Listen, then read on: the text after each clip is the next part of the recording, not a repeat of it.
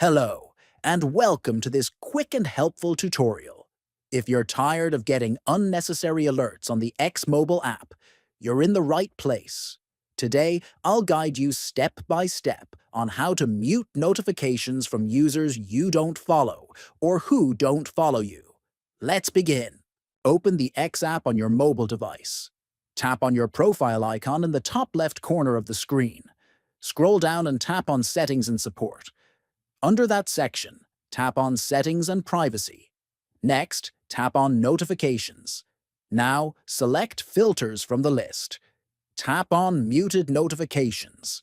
Here, you'll see various options to control your notifications. Choose what you'd like to mute. For example, you can mute notifications from people you don't follow, or those who don't follow you.